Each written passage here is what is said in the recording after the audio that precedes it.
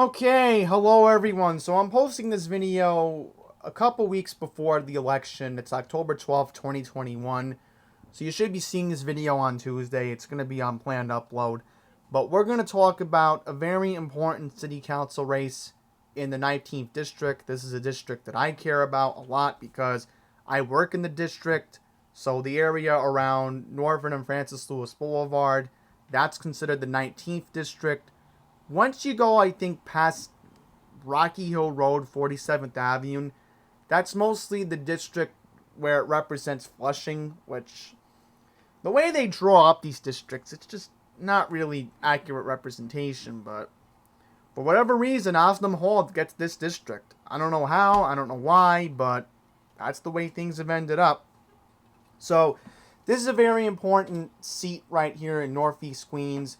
You have a veteran politician, my former state senator Tony Avila, is taking on 2018 GOP Republican nominee for the state Senate, Vicky Palladino, somebody who I've helped in the past and hopefully I'll be helping in the future. Obviously, I have donated to the campaign along with Curtis Lewa, but point is, this is a very important race. This is a race that has a large implication because both the candidates are above the age of 65, which is a very interesting fact to present. So let's just put the two candidates right here. This is former city councilman, former state senator Tony Avila, who Tony Avila represented me in the 11th district. He beat longtime state senator Frank Padovan way long ago.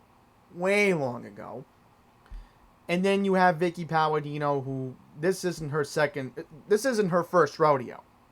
This is her second time going at it. But this time she's running for the city council.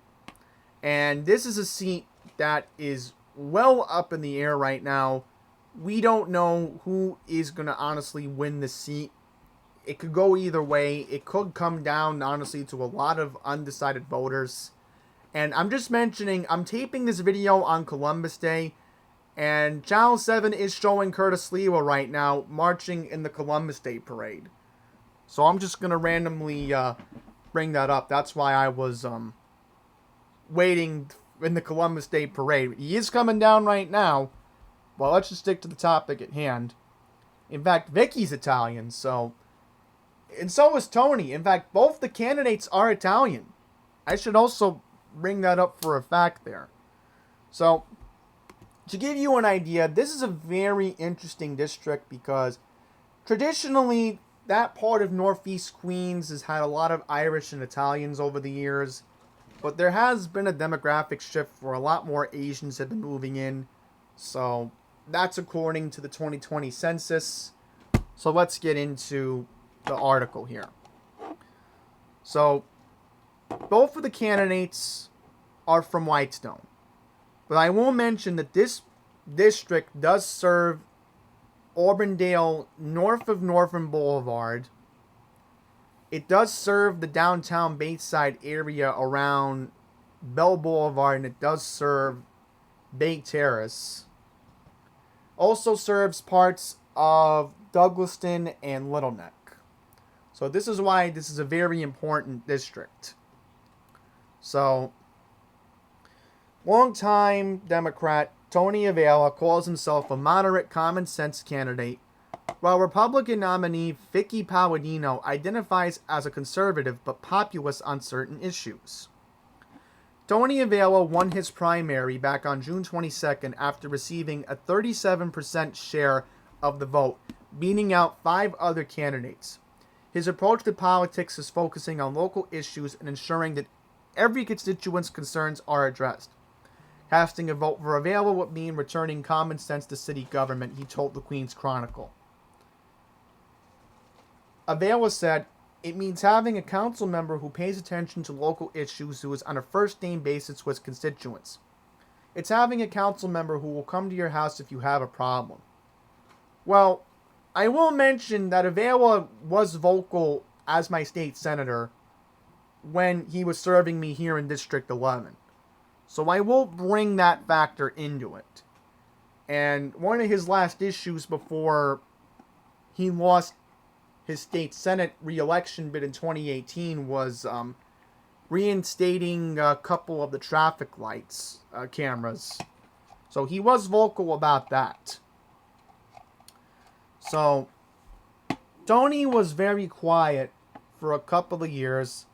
He realized he was not ready to retire. He noticed a decline in the standard of living in his neighborhood since leaving office. Avila was also heavily inspired to campaign for his old seat by neighbors and former constituents. He said many have approached him in the streets or in the stores over the last 2 years and expressed their wishes that he still wants to be their representative. So, bring in Vicky Palladino. She also threw herself into this race back in the early part of 2021.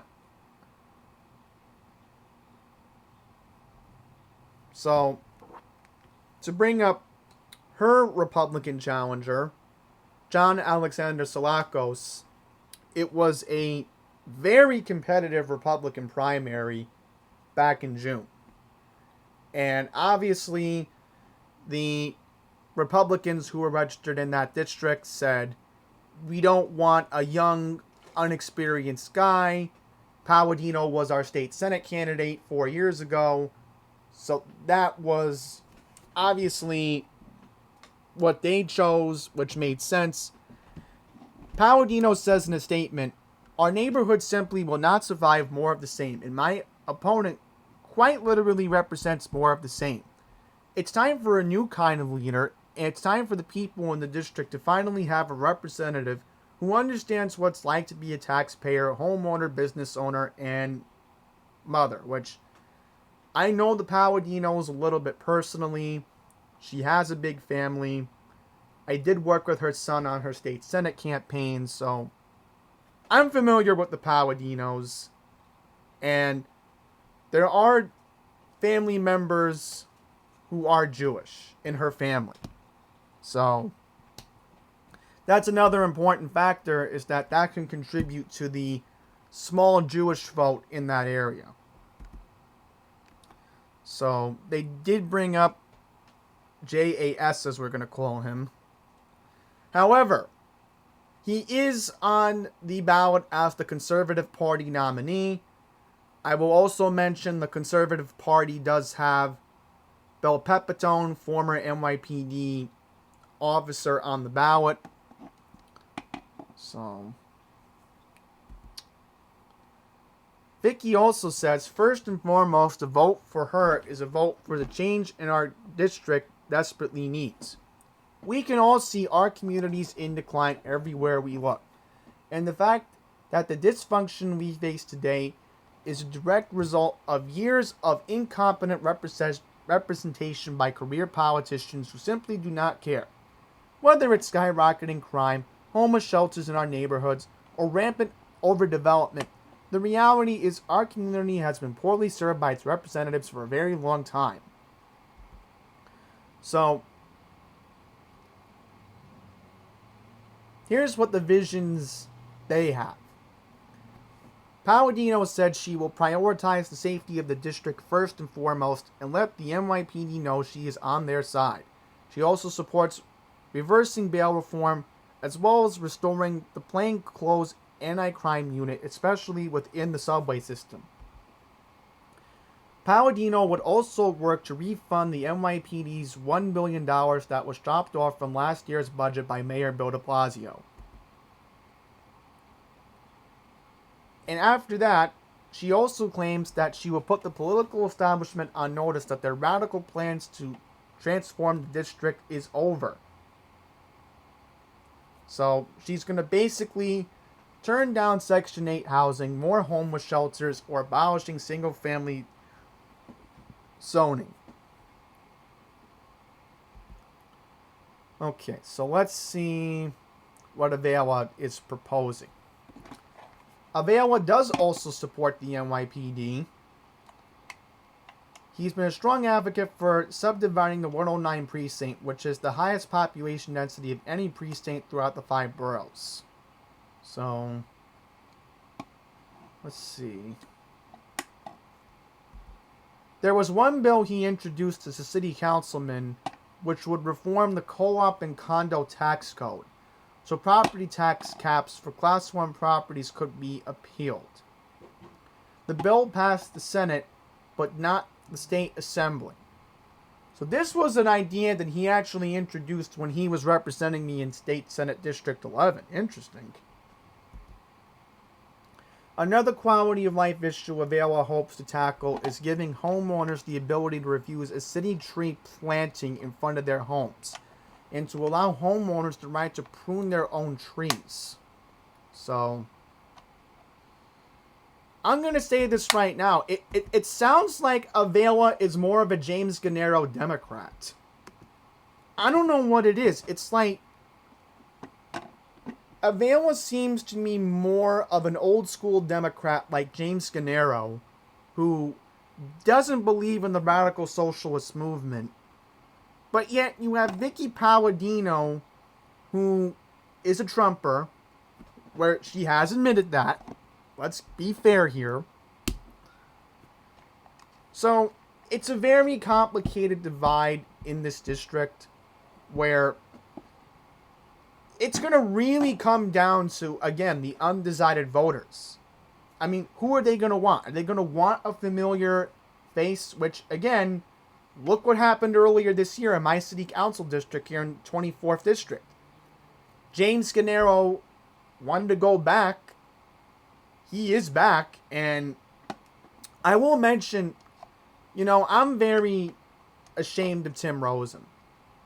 I thought he was going to be very vocal. I thought he was going to do more as a candidate. He hasn't really. And, I kind of regret seeing what he could have done. But he needs to be more vocal. He's been sitting on the sidelines. It's not like this district where Palladino's been more vocal. And, I know I'm going to likely be in good hands here on the 24th. The 19th, let's see what happens here. But I will say this right now, that, at the end of the day, I'll just say this. This is going to really, again, come down to which candidate can throw more effort into campaigning. Both, I feel, have done a good job on that. But it's also going to come down to listening to the constituents' needs. It's also going to come down to, people like me who, again, work in the district. I've complained to Vicky about the issue with the out-of-sync traffic light on Francis Lewis Boulevard between 45th Avenue and Northern. I'm sick and tired of getting a green light on 45th Avenue and then I have to wait for a red light on Northern Boulevard. That's not really acceptable. My coworkers at Osnum are in agreement on that. That traffic light should be in sync. It's not. Why should the cars on Northern Boulevard have to go first when I'm trying to get across to access Osnum Hall? It's not really fair. It really isn't. So, I feel that Sliwa needs to prioritize fixing out-of-sync traffic lights. There are a lot of them in Queens that I've noticed. There are a lot of them. And they need to be fixed because the timers are off. In fact, I'll mention 73rd Avenue and 188th Street. I noticed last week that traffic light had a quick walking signal trying to cross 73rd Avenue. So it seems they messed around with the timer again. So that's one issue I have in 19. And then the other issue that needs to be addressed is all the crooked sidewalks going around. I mean, that's another problem that needs to be addressed. I notice whenever I've walked in Auburndale, whenever I've walked in Bateside along Francis Lewis in the past couple of months, is why are so many of the sidewalks crooked? How is that acceptable? So those are just two issues I can name particularly in that district. But I'm sorry if I brought up Fresh Meadows because, whoever wins in 24, either it's Gennaro, either it's Rosen, they are going to be hearing a lot from me. And that's all I'm going to say for now. So, thank you all very much for watching. Remember that Election Day is coming up on November 2nd. Early voting will take place next Saturday, beginning on the 23rd, and will last until Halloween, October 31st. So until the next one, please take care.